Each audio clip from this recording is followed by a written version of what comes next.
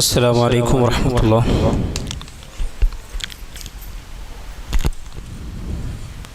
بسم الله الحمد لله الصلاة والسلام على أشرف المرسلين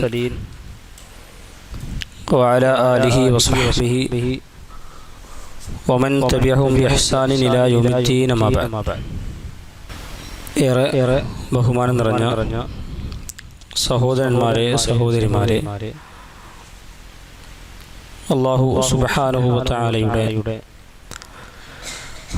നിയമങ്ങളും നിർദ്ദേശങ്ങളുമെല്ലാം ജീവിതത്തിലുടനീളം പാലിച്ചുകൊണ്ട് ജീവിതം ധന്യമാക്കണമെന്ന് എന്നോടെന്ന പോലെ ഓരോരുത്തരോടും അർഹിക്കുന്ന ഗൗരവത്തിൽ ഓർമ്മപ്പെടുത്തുകയാണ്, വസിയ്യത്ത് ചെയ്യുകയാണ്. റഹ്മാനായ നാഥൻ നമ്മെ എല്ലാവരെയും അവൻ്റെ സ്വർഗീയ ലോകത്ത് ഒരുമിച്ച് കൂട്ടി അനുഗ്രഹിക്കുമാറാകട്ടെ. പരിശുദ്ധ റമളാനിൻ്റെ ദിനരാത്രങ്ങളിലൂടെയാണ് നമ്മൾ മുന്നോട്ട് പോയിക്കൊണ്ടിരിക്കുന്നത്. അതിൻ്റെ 8 നോമ്പ് കഴിഞ്ഞു, 9ാമത്തെ നോമ്പിലേക്ക് പ്രവേശിച്ചു. അതിൻ്റെ പൂർത്തീകരണത്തിലേക്ക് അടുത്തുകൊണ്ടിരിക്കുന്ന സമയത്താണ് നമ്മളൊക്കെയുള്ളത്. നമുക്കറിയാം, പരിശുദ്ധ റമളാൻ എന്ന് പറയുമ്പോൾ തന്നെ നമ്മുടെ മനസ്സിലേക്ക് ഓർമ്മ വരുന്ന ഒരുപാട് ചരിത്ര സംഭവങ്ങളുണ്ട്, മറ്റ് ഒരുപാട് പ്രത്യേകതകളുണ്ട്. ആരാധനകൾക്ക് ഏറ്റവും കൂടുതൽ സാധ്യത കൂടിയ സമയമാണ് റമളാൻ എന്നൊക്കെ നമ്മൾ ഈ പരിശുദ്ധമായ റമളാനിനെ കുറിച്ച് ഓർക്കുന്നു. അതുകൊണ്ട് തന്നെ നമ്മുടെ ജീവിതം അതിനനുസരിച്ച് ചിട്ടപ്പെടുത്താൻ നമ്മൾ തയ്യാറാവുകയും ചെയ്യുന്നുണ്ട്. ആ പരിശുദ്ധ റമളാനിൽ നമ്മൾ ഏറ്റവും കൂടുതൽ ശ്രദ്ധിക്കുന്നൊരു കാര്യമാണ് വിശുദ്ധ ഖുർആനുമായി നമ്മുടെ ബന്ധം ഊട്ടിയുറപ്പിക്കുക എന്നുള്ളത്. കാരണം പരിശുദ്ധമായ അല്ലാഹു സുബ്ഹാനഹു വ തആലയുടെ അവൻ്റെ സംസാരങ്ങളായ ഗ്രന്ഥം വിശുദ്ധ ഖുർആൻ, അത് അല്ലാഹു സുബ്ഹാനഹു വ തആല ഇറക്കിയത്, അതിനുവേണ്ടി തിരഞ്ഞെടുത്തത് പരിശുദ്ധമായ റമളാൻ മാസത്തെയാണ്. അല്ലാഹു സുബ്ഹാനഹു വ തആല പറഞ്ഞത് ഷഹ്റു റമളാൻ അല്ലദീ ഉൻസില ഫീഹിൽ ഖുർആൻ. റമളാൻ മാസം അത് ഖുർആൻ അവതീർണമായ മാസമാണ്. എന്തുകൊണ്ട് പരിശുദ്ധ റമളാനിന് ഇത്രമേൽ പ്രത്യേകത എന്ന് ചോദിച്ചാൽ ആ മാസത്തിൽ ഖുർആൻ ഇറങ്ങി എന്നതും അതിൻ്റെ ഒരു കാരണമാണ്. കാരണം ഖുർആൻ ഇറങ്ങുന്ന അല്ലെങ്കിൽ ഖുർആനുമായി ബന്ധപ്പെട്ട് കിടക്കുന്ന എല്ലാത്തിനും ഇതുപോലെ അല്ലാഹു ആദരിച്ചിട്ടുണ്ട്, അല്ലാഹു ബഹുമാനിച്ചിട്ടുണ്ട് എന്നത് വളരെ പ്രധാനപ്പെട്ട കാര്യമാണ്. നമുക്കറിയാം, നാടുകളിൽ വെച്ച് ഏറ്റവും നല്ല നാട് അത് മക്കയും മദീനയുമാണ്. എന്തുകൊണ്ടെന്ന് ചോദിച്ചാൽ മക്കയിലും മദീനയിലുമാണ് വിശുദ്ധ ഖുർആൻ ഇറങ്ങിയത്. അതതിൻ്റെ ഒരു കാരണമാണ്. പ്രവാചകന്മാരിൽ ഏറ്റവും ശ്രേഷ്ഠനായ സയ്യിദുൽ അംബിയ മഹാനായ മുഹമ്മദ് മുസ്തഫ സല്ലല്ലാഹു അലൈഹി വസല്ലമയാണ്. ഖുർആൻ അവതരിപ്പിച്ച പ്രവാചകൻ അത് മുഹമ്മദ് മുസ്തഫ സല്ലല്ലാഹു അലൈഹി വസല്ലമയാണ്. മലക്കുകളിൽ വെച്ച് ഏറ്റവും ശ്രേഷ്ഠനായ മലക്ക് ജിബ്രീൽ അലൈഹിസ്സലാത്തു വസ്സലാം. ജിബ്രീലാണ് വിശുദ്ധ ഖുർആനിന്റെ വഹ്യുമായി വന്നിട്ടുള്ളത്. മനുഷ്യരിൽ പ്രവാചകന്റെ ഉമ്മത്തിൽ ഏറ്റവും ശ്രേഷ്ഠരായ മനുഷ്യർ എന്ന് നമ്മൾ വിശേഷിപ്പിക്കുന്നത് പ്രവാചകന്റെ കൂടെ ജീവിച്ച് വളർന്ന സ്വഹാബ കിറാമിനെയാണ്. കാരണം അവരിലേക്കാണ് ഖുർആൻ ഇറങ്ങിയിട്ടുള്ളത്. ഇങ്ങനെ മാസങ്ങളിൽ ഏറ്റവും നല്ല മാസം പരിശുദ്ധ റമളാനാണ്. കാരണം റമളാൻ മാസത്തിലാണ് ഖുർആൻ ഇറങ്ങുന്നത്.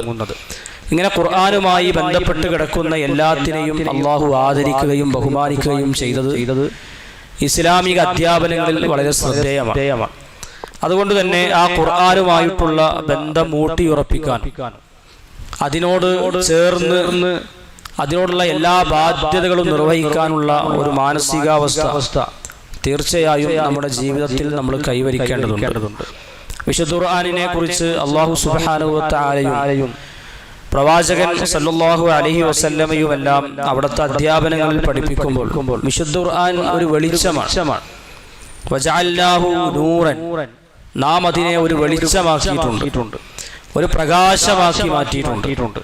നഹ്ദീ ബിഹി മൻ നശാഉ മിൻ ഇബാദിനാ, ഇരുളണഞ്ഞുപോയ ഹൃദയങ്ങളിലേക്ക് പ്രഭ പരത്തി മാർഗദീപമേന്തി തെറ്റായ വഴികളിൽ നിന്നും ഇരുട്ടിന്റെ വഴികളിൽ നിന്നും നേരായ ശരിയായ പാതയിലേക്ക് കൊണ്ടുപോകുന്ന ഒരു പ്രഭയാണ്, വെളിച്ചമാണ് വിശുദ്ധ ഖുർആൻ എന്ന് അല്ലാഹു സുബ്ഹാനഹു വ തആല അതിനെ പരിചയപ്പെടുത്തും. മഹാനായ പ്രവാചകൻ സല്ലല്ലാഹു അലൈഹി വസല്ലം അവിടുത്തെ ദീർഘമായ പ്രാർത്ഥനകളിൽ പ്രാർത്ഥിക്കുന്ന ഒരു പ്രത്യേകമായ വരി വിശുദ്ധ ഖുർആനിനെ കുറിച്ച്, അൻ തജഅലൽ ഖുർആന റബീഅ ഖൽബി, അല്ലാഹുവേ ഈ പരിശുദ്ധ ഗ്രന്ഥത്തെ എൻ്റെ ഹൃദയത്തിന്റെ വസന്തമാക്കി മാറ്റണേ എന്ന് റസൂലുള്ളാഹി സ്വല്ലല്ലാഹു അലൈഹി വസല്ലം പ്രാർത്ഥിക്കുന്നു. നമുക്കറിയാം, വസന്തകാലം എന്ന് പറയുന്നത് ഏറ്റവും മനോഹരമായ കാലമാണ്. പൂക്കൾ വിരിയുന്ന ആ പൂന്തോട്ടത്തിൽ പൂമ്പാറ്റകൾ പാറിക്കളിക്കുന്ന, പരിമളം വീശുന്ന, കണ്ണിനും മനസ്സിനുമൊക്കെ ഒരുപാട് ആനന്ദം നൽകുന്ന ഒരു സുന്ദരമായ ഋതുക്കളിൽ മാറി മറയുന്ന ഒരു മനോഹരമായ കാലത്തെ നമ്മൾ വസന്തകാലം എന്ന് വിളിക്കും.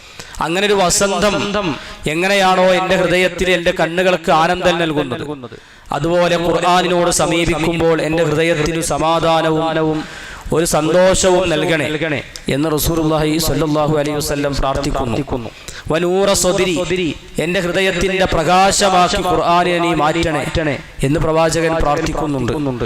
വജലാഅ ഹുസ്നി വദഹാബ ഹമ്മി, എൻ്റെ ഹൃദയത്തിന്റെ മനക്ലേശങ്ങളും സങ്കടങ്ങളും വേദനകളും വ്യതകളും എല്ലാം മാറ്റിമറിക്കുന്ന ഒന്നായി ഖുർആനിനെ നീ എനിക്ക് മാറ്റിത്തരണേ.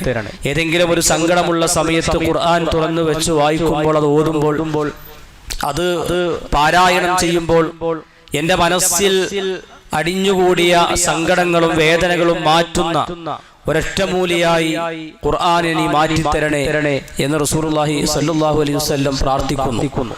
സഹോദരന്മാരെ, അടുത്തൊരു ആയത്തിൽ സൂറത്തുൽ ഇസ്രായിൽ വിശുദ്ധ ഖുർആൻ പരിചയപ്പെടുത്തുമ്പോൾ, വനുനസ്സിലു മിനൽ ഖുർആനി മാ ഹുവ ശിഫാഉൻ, വിശുദ്ധ ഖുർആൻ നാം അവതരിപ്പിച്ചത് ജനങ്ങൾക്ക് ശമനമായി കൊണ്ടാണ്, ഒരു ശിഫ എന്ന നിലക്കാണ്.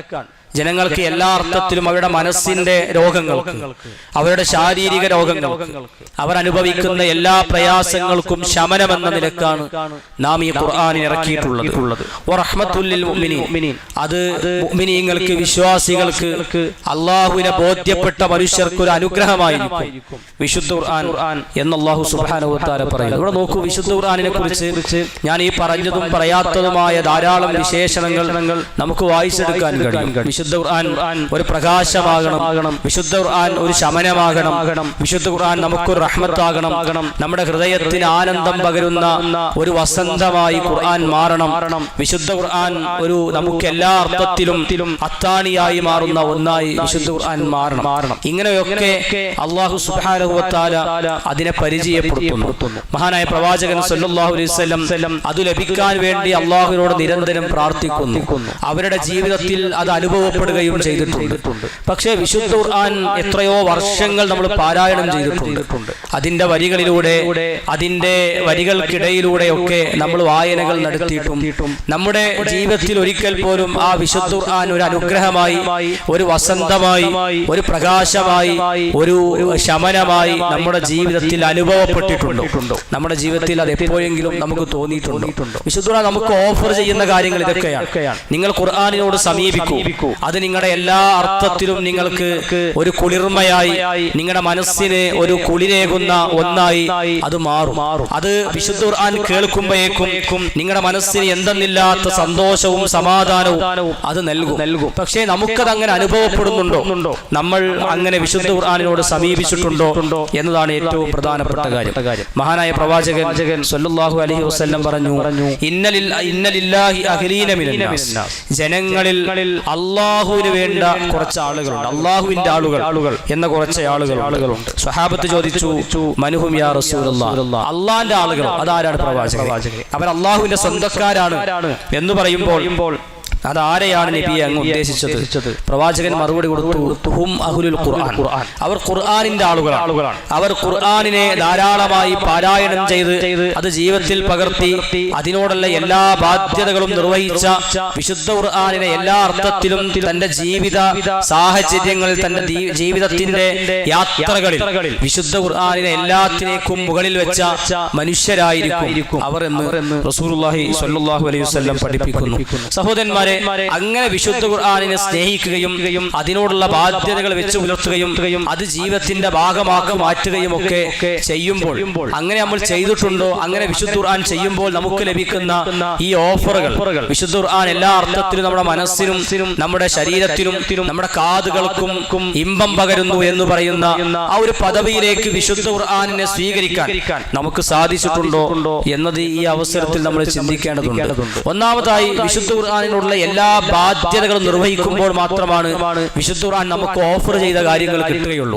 ആർക്കാണ് ഈ വിശുദ്ധ ഖുർആൻ വസന്തമാവുക എന്ന് ചോദിച്ചാൽ, വിശുദ്ധ ഖുർആനിനുള്ള എല്ലാ ബാധ്യതകളും നമ്മൾ പുലർത്തണം. ആർക്കാണ് ഇത് പ്രകാശമായി തോന്നുക എന്ന് ചോദിച്ചാൽ, വിശുദ്ധ ഖുർആനിനോടുള്ള എല്ലാ ബാധ്യതകളും അയാൾ പുലർത്തിയിരിക്കണം. വിശുദ്ധ ഖുർആനിന്റെ മുന്നിൽ ആർക്കാണ് കരയാൻ സാധിക്കുക? മണിക്കൂർ കണക്കിന് ഒരു പേജിന്റെ മുന്നിൽ ആലോചിച്ചിരിക്കാൻ ആർക്കാണ് സാധിക്കുക എന്ന് ചോദിച്ചാൽ, ആ വിശുദ്ധ ഖുർആനിനോടുള്ള ബാധ്യതകൾ മുഴുവൻ നമ്മൾ നിർവഹിക്കണം. അപ്പോൾ മാത്രമാണ് അത് സാധിക്കുക എന്ന കാര്യത്തിൽ സംശയമില്ല. ഒന്നാമത്തെ കാര്യം, വിശുദ്ധ ഖുർആനിനോട് നമ്മൾ പാലിക്കേണ്ടുന്ന ഒന്നാമത്തെ ബാധ്യത, നമ്മൾ ഈ അവസരത്തിൽ പ്രത്യേകമായി ആലോചിക്കേണ്ട ഒന്ന്, വിശുദ്ധ ഖുർആൻ ദീർഘമായി ധാരാളമായി നമ്മൾ പാരായണം ചെയ്യുക എന്ന് തന്നെയാണ് അതിനോട് കാണിക്കേണ്ടുന്ന ഒന്നാമത്തെ മര്യാദയും നമ്മുടെ ബാധ്യതകളിൽ ഏറ്റവും പ്രധാനപ്പെട്ടത്. ഒരുപക്ഷെ ഇന്ന് 9ാമത്തെ നോമ്പ് പൂർത്തീകരിക്കുമ്പോൾ നമ്മൾ സാധാരണഗതിയിൽ വിശുദ്ധ ഖുർആൻ പാരായണം ചെയ്യുന്നവർ ചുരുങ്ങിയത് ഒരു ജുസ് എങ്കിലും നമ്മളൊക്കെ പാരായണം ചെയ്യുന്നവരായിരിക്കും. അതിനേക്കാളും താഴെ പാരായണം ചെയ്യുന്നവരുണ്ടോ എന്നീ അവസരത്തിൽ ആലോചിക്കുക. അതല്ല, വിശുദ്ധ ഖുർആൻ ആയിട്ടും റമളാൻ മാസത്തിലേക്ക് പ്രവേശിച്ചിട്ടും അള്ളാഹുവിന്റെ ഗ്രന്ഥം ഒന്ന് ഓതി തീർക്കണമെന്ന് മനസ്സിൽ കൊതി തോന്നാത്തവർ, അങ്ങനെ ഒരിക്കൽ പോലും വിചാരിക്കാത്തവർ, അവരുടെ ഈമാൻ അവർ തന്നെ പരിശോധിക്കട്ടെ എന്ന് മാത്രമാണ് ഈ അവസരത്തിൽ അവരോട് ആലോചിക്കുക. ചില ആളുകൾ അങ്ങനെയാണ്, അവർക്ക് റമളാൻ വന്നാലും റമളാൻ അല്ലാത്ത മാസങ്ങളിലും യാതൊരു ഇസ്ലാമിന്റെ ശിആറുകളും പാലിക്കാത്ത, ഇസ്ലാമിന്റെ മര്യാദകൾ ജീവിതത്തിൽ ഉണ്ടാകണമെന്ന് വിചാരിക്കാത്ത, ഇനിയെങ്കിലും ഒന്ന് പള്ളിയിൽ പോകണം, കുറച്ചൊക്കെ ക്ലാസ് കേൾക്കണം, കുറച്ച് ഖുർആൻ പാരായണം ചെയ്യണം, അതൊന്ന് ജീവിതത്തിൽ പകർത്താൻ ശ്രമിക്കണം എന്ന് വിചാരിക്കുന്നവരായിരിക്കും. എല്ലാ അർത്ഥത്തിലും മനുഷ്യരൊക്കെ റമളാൻ വരുമ്പോൾ ഒന്ന് റെഡിയാകണം, ഒന്ന് ഉണർന്ന് ചിന്തിക്കണം എന്നൊക്കെ വിചാരിക്കും. പക്ഷേ റമളാൻ വന്നാൽ പോലും അങ്ങനെ വിചാരിക്കാത്ത, അല്ലെങ്കിൽ പള്ളിയിൽ ഒന്ന് പോയി ഇരിക്കണം, കുറച്ചു നേരം ഖുർആൻ ഓതണമെന്ന് പോലും തോന്നാത്ത മനുഷ്യരും നമ്മുടെ ജനങ്ങൾക്കിടയിൽ ജീവിക്കുന്നുണ്ട് എന്നതൊരു സത്യമാണ്. അത്തരം ആളുകൾ വലഖദ് ദറഅനാ ലി ജഹന്നമ കസീറൻ മിനൽ ജിന്നി വൽ ഇൻസ്, നരകത്തിന് വേണ്ടി കുറച്ച് ആളുകളെ അല്ലാഹു സുബ്ഹാനഹു വ തആല പടച്ചിട്ടുണ്ടാകും. അത്തരം ഒരുവരിൽ അവർ പെട്ടുപോകുന്നുണ്ടോ? അവർക്ക് ഒരു അർത്ഥത്തിലും ഈമാൻ വർദ്ധിക്കാൻ ഈ പരിശുദ്ധമായ റമളാൻ കാരണമാകുന്നില്ലേ എന്ന് അവർ സ്വയം ആലോചിക്കുകയാണ് വേണ്ടത്. നമ്മളൊക്കെ ഖുർആൻ പാരായണം ചെയ്യുന്നവരാണ്, പക്ഷെ എത്ര കണ്ട് നമ്മൾ ഖുർആനിനെ പാരായണം ചെയ്യുന്നു എന്നത് ഏറ്റവും പ്രധാനപ്പെട്ട കാര്യമാണ്.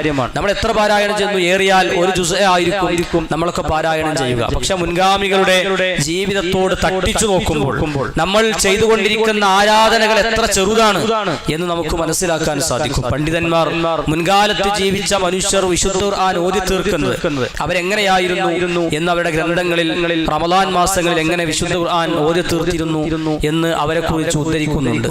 10 ദിവസങ്ങൾ പൂർത്തിയാകുമ്പോൾ വിശുദ്ധ ഖുർആൻ മുഴുവനായി ഓതി തീർത്ത മനുഷ്യർ മുൻകാലത്ത് ജീവിച്ചിരുന്നു എന്ന് പറഞ്ഞാൽ നമ്മൾ എങ്ങനെ അതിനെ സ്വീകരിക്കും? ഒരാഴ്ച കൊണ്ട് വിശുദ്ധ ഖുർആൻ മുഴുവൻ ഓതി തീർത്തവർ അവരുടെ കൂട്ടത്തിൽ ഉണ്ടായിരുന്നു.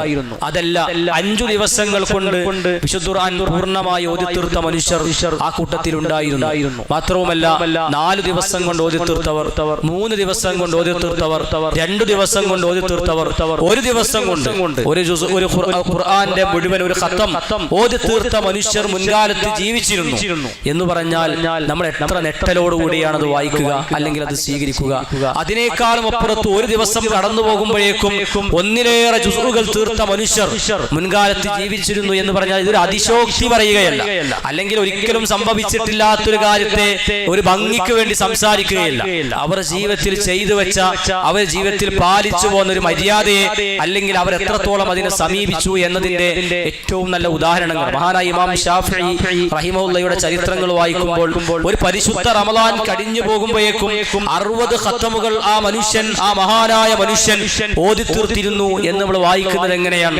അതൊരു വലിയ സംഭവമായി നമ്മുടെ ജീവിതത്തിൽ അതുപോലെ നമുക്ക് പാലിക്കാൻ കഴിയും. അവരൊക്കെ എങ്ങനെയായിരിക്കും വിശുദ്ധ ഖുർആനെ കണ്ടിട്ടുണ്ടാകുക?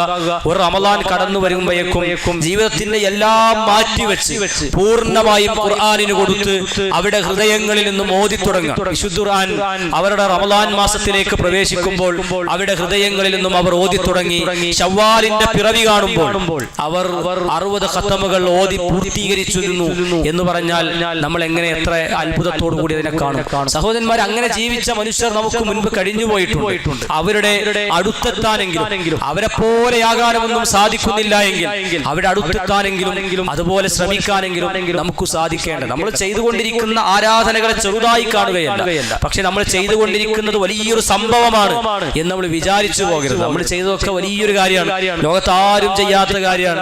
ഒരു റമളാൻ കഴിയുമ്പോഴേക്കും ഞാൻ 1 ഖത്തം തീർക്കുന്നു, 2 ഖത്തം തീർക്കുന്നു, അത് ലോകത്താരും മുൻപ് ചെയ്തിട്ടില്ല, അല്ലെങ്കിൽ ഞാനൊരു വലിയ നന്മ ചെയ്തു വെച്ചു എന്ന് നമ്മൾ വിചാരിക്കരുത്. അതിനേക്കാളും എത്രയോ 10 മടങ്ങുകൾ ഓതി തീർത്ത മനുഷ്യരും നമ്മുടെ ജീവിതത്തിലുണ്ട് എന്ന് മനസ്സിലാക്കുക. അവരെങ്ങനെയായിരിക്കും? അവരുടെ രാവും പകലും പൂർണ്ണമായും വിശുദ്ധ ഖുർആൻ പാരായണം ചെയ്യാൻ അവർ മാറ്റിവെച്ചത്. അവർ എല്ലാ ജോലി തിരക്കുകളും മാറ്റിവെച്ച് അവരുടെ ജീവിതത്തിന്റെ എല്ലാ തിരക്കുകൾക്കും അവർ തല കൊടുക്കാതെ പൂർണ്ണമായും മാറിയിരുന്ന് വിശുദ്ധ ഖുർആൻ ഓതി തീർക്കുന്ന മനുഷ്യരെ നമുക്ക് മുൻകാലത്ത് വായിക്കാൻ സാധിക്കും. ഒരിക്കലും നഷ്ടം സംഭവിക്കുകയില്ല. ആ ഖുർആനിന് കൊടുത്ത സമയങ്ങൾ, അതിന് കൊടുത്ത മണിക്കൂറുകൾ, അതിന് കൊടുത്ത ദിവസങ്ങൾ നമ്മുടെ ജീവിതത്തിൽ ഒരിക്കൽ പോലും ആ മിനിറ്റുകൾ നഷ്ടമല്ല എന്ന് നമ്മൾ ചിന്തിക്കണം. അല്ലാഹുവിന്റെ ഖുർആൻ പറഞ്ഞു, ഇന്നല്ലദീന യത്ലൂന കിതാബല്ലാഹ്, അല്ലാഹുവിന്റെ ഗ്രന്ഥം പാരായണം ചെയ്യുന്ന മനുഷ്യർ, വഅഖാമുസ്സലാ, നമസ്കാരം നിലനിർത്തുന്ന മനുഷ്യർ, വഅൻഫഖൂ മിമ്മാ റസഖനാഹും, നാം അവർക്ക് നൽകിയതിനെ അവർ അല്ലാഹുവിന്റെ മാർഗ്ഗത്തിൽ ചിലവഴിച്ച, എല്ലാ അർത്ഥത്തിലും സമ്പത്ത് മറ്റുള്ളവർക്ക് നൽകിയ മനുഷ്യർ, സിർറൻ വഅലാനിയ, രഹസ്യമായും പരസ്യമായും ഒക്കെ ഇങ്ങനെ ദാനധർമ്മങ്ങൾ നടത്തിയ മനുഷ്യർ, യർജൂന തിജാറത്തൻ ലൻ തബൂർ, അവർ ഒരിക്കലും നഷ്ടം സംഭവിച്ചിട്ടില്ലാത്ത കച്ചവടമാണ് അവർ ആഗ്രഹിക്കുന്നത്. അവർ പ്രതീക്ഷിക്കുന്ന കച്ചവടമുണ്ട്, അതൊരിക്കലും നഷ്ടം സംഭവിക്കൂല. നമ്മൾ ഈ കൊടുത്ത മണിക്കൂറുകൾ ഒരിക്കൽ പോലും നമുക്ക് നഷ്ടമല്ല. നമ്മളൊരു കച്ചവടത്തിൽ പണമിട്ടാൽ ഒരുപക്ഷെ അത് ലാഭത്തിൽ വരാം, അത് നഷ്ടത്തിലായും പുറത്തു വരാം. പക്ഷേ റബ്ബിന് വേണ്ടി കൊടുക്കുന്ന സമയങ്ങൾ അതൊരിക്കലും നിങ്ങൾക്ക് നഷ്ടമല്ല. അങ്ങനെ ഒരു കച്ചവടത്തിലാണ് നിങ്ങൾ ഏർപ്പെട്ടിരിക്കുന്നത് എന്ന് അള്ളാഹുവിന്റെ വിശുദ്ധ ഖുർആൻ നമ്മെ പഠിപ്പിക്കുന്നു. അള്ളാഹുവിന്റെ റസൂൽ സല്ലല്ലാഹു അലൈഹി വസല്ലം പറഞ്ഞു, ഇഖ്റഉൽ ഖുർആൻ, നിങ്ങൾ ഖുർആൻ പാരായണം ചെയ്യണം. فإنه يأتي يوم القيامة شفيعا لأصحابي, ആ ഖുർആൻ നിങ്ങൾക്ക് ശുപാർശ പറയുന്ന ഒരാളായി നാളെ പരലോകത്ത് വരുന്നതാണ്. നിങ്ങൾ നോക്കൂ, കത്തിച്ചൊരിക്കുന്ന സൂര്യനുതായെ പരലോകത്ത് ഒരു ജനസഞ്ചയം ഒരുമിച്ച് കൂടും. എല്ലാ മനുഷ്യരും വിയർപ്പിൽ അവർ മുങ്ങിക്കുളിക്കും. അവർ രക്ഷയ്ക്ക് വേണ്ടി എല്ലാവരും ആഗ്രഹിക്കുന്ന ഒരു സമയമായിരിക്കും. അർശിന്റെ തണല് കിട്ടണേ എന്നവർ വിചാരിക്കും. സ്വർഗത്തിലേക്ക് ഞങ്ങളെ വിളിക്കണേ എന്നവർ വിചാരിക്കും. അവരുടെ നന്മ തിന്മകൾ തൂക്കിക്കണക്കാക്കി കത്തിയാടുന്ന നരകത്തെ അവർക്ക് കാണിക്കപ്പെടും. ഈ സമയത്തൊക്കെ മനുഷ്യർ വിചാരിക്കും, ഞങ്ങളുടെ ഭക്ഷ്യം ചേർന്ന് പറയാനാരാണ്, ഞങ്ങൾ സ്വർഗത്തിലേക്ക് ആരെങ്കിലും ഒന്ന് ആനയിച്ചിരുന്നെങ്കിൽ വിശുദ്ധ ഖുർആൻ നമ്മുടെ കൂട്ടായി അവിടെ ഉണ്ടാകും എന്നാണ് റസൂലുള്ളാഹി സ്വല്ലല്ലാഹു അലൈഹി വസല്ലം പറയുന്നത്. നിങ്ങൾക്ക് കൂട്ടായിരിക്കും. നിങ്ങളുടെ എല്ലാ അർത്ഥത്തിലും നിങ്ങളുടെ പരലോകത്ത് നിങ്ങളുടെ നന്മ അല്ലാഹു സുബ്ഹാനഹു വ തആലയുടെ ഗ്രന്ഥങ്ങൾക്ക് വേണ്ടി സമയം കൊടുത്തവരെ വിശുദ്ധ ഖുർആൻ സ്വർഗത്തിലേക്ക് ആനയിക്കും. നിങ്ങളുടെ ശഫാഅത്തായി, നിങ്ങൾക്ക് ശമനമായി, നിങ്ങൾക്ക് എല്ലാ അർത്ഥത്തിലും ശുപാർശ പറയാൻ വിശുദ്ധ ഖുർആൻ നാളെ പരലോകത്തുണ്ടായിരിക്കുന്നതാണ്. പിന്നെ എന്താണ് സഹോദരന്മാരെ നമുക്കതിന് സമയം കൊടുക്കാൻ മടി തോന്നുന്നത്? അല്ലെങ്കിൽ അതിന് കൊടുക്കുന്ന സമയങ്ങളെ നമ്മൾ കണക്ക് വെക്കാതെ കൊടുക്കാൻ നമുക്കൊരു പ്രയാസവും ഉണ്ടാകാൻ പാടില്ലല്ലോ. കാരണം അള്ളാഹുവിന്റെ പരലോകത്ത് അവൻ മാത്രം അധികാരമുള്ള, അവൻ മാത്രം ആധിപത്യമുള്ള, അവൻ മാത്രം സംസാരിക്കുന്ന ലോകത്ത് ഖുർആൻ നമുക്ക് ശുപാർശ പറയുന്നതാണ്. അതുകൊണ്ട് ഖുർആനിന് കൊടുക്കുന്ന, നമ്മൾ വാട്സപ്പുകളിൽ അല്ലെങ്കിൽ ഇൻസ്റ്റാഗ്രാമുകളിൽ ഫേസ്ബുക്കുകളിൽ ഒരു റീലുകളിൽ നിന്നും അടുത്ത റീലുകളിലേക്ക്, ഒരു ഷോർട്സിൽ നിന്നും അടുത്ത ഷോർട്സുകളിലേക്ക് മണിക്കൂർ കണക്കിനും സമയം സഞ്ചരിക്കുന്നവരാണ്. ഒരു മടിയും തോന്നുകയില്ല. 30 മിനിറ്റിന്റെ 30 സെക്കൻഡുള്ള ചെറിയ ചെറിയ റീൽസുകൾ, അത് ഒന്നിൽ നിന്ന് അടുത്തൊന്നിലേക്ക് ഇങ്ങനെ പോയിക്കൊണ്ടേയിരിക്കും. സ്ക്രോൾ ചെയ്ത് ഇങ്ങനെ അവസാനം വരെ സഞ്ചരിക്കും. അതിന് ഒരു മടുപ്പും തോന്നും. മണിക്കൂർ കണക്കിന് സമയം ഫോണിന്റെ മുന്നിലിരിക്കാൻ നമുക്ക് യാതൊരു ചടപ്പും തോന്നുന്നില്ല, യാതൊരു മടിയും ഒരു മനുഷ്യർക്കും തോന്നുന്നില്ല. പക്ഷെ വിശുദ്ധ ഖുർആനിന്റെ ആയത്തുകളിൽ നിന്ന് അടുത്ത ആയത്തുകളിലേക്ക്, അതിന്റെ പേജുകളിൽ നിന്ന് അടുത്ത പേജുകളിലേക്ക്, വിശുദ്ധ ഖുർആനിന്റെ അധ്യായങ്ങളിൽ നിന്ന് അടുത്ത അധ്യായങ്ങളിലേക്ക് ഇങ്ങനെ ആവേശപൂർവ്വം വേഗത്തിൽ സഞ്ചരിക്കാൻ നമുക്ക് ജീവിതത്തിൽ എപ്പോഴെങ്കിലും സാധിച്ചിട്ടുണ്ടോ? വിശുദ്ധ ഖുർആൻ ഓതിയിട്ട് കൊതി തീരാത്ത ദിവസങ്ങൾ കടന്നുപോയിട്ടുണ്ട്. അങ്ങനെ വിശുദ്ധ ഖുർആനിന്റെ കൂടെ നമുക്ക് മണിക്കൂർ കണക്കിന് സമയം ഇരിക്കാൻ നമുക്ക് സമയം കിട്ടിയിട്ടുണ്ടോ എന്ന് ആലോചിക്കുക. പുതിയ കാലഘട്ടത്തിലാണ് നമ്മൾ ജീവിക്കുന്നത്. മുസ്ഹഫ് കയ്യിൽ കിട്ടിയിട്ട് വേണ്ട നമുക്ക് ഓതാൻ. നമ്മുടെ മൊബൈലുകളിൽ ഖുർആൻ ഉണ്ട്. നമ്മുടെ എല്ലാവരുടെയും മൊബൈലുകളിൽ ഖുർആൻ ഉണ്ട്. ആ ഖുർആൻ നമ്മുടെ ഇടവേളകളിൽ മുഴുവനും നമുക്ക് പാരായണം ചെയ്യാൻ കഴിയും. എവിടെയാണ് ഓതി അവസാനിപ്പിച്ചത് എന്ന് കൃത്യമായി മാർക്ക് ചെയ്യാൻ കഴിയുന്ന ആധുനിക ടെക്നോളജി വളർന്ന് എല്ലാ അർത്ഥത്തിലും ആരാധനകൾക്ക് എളുപ്പം നൽകുന്ന ഒരു കാലഘട്ടത്തിലാണ് നമ്മൾ ജീവിക്കുന്നത്.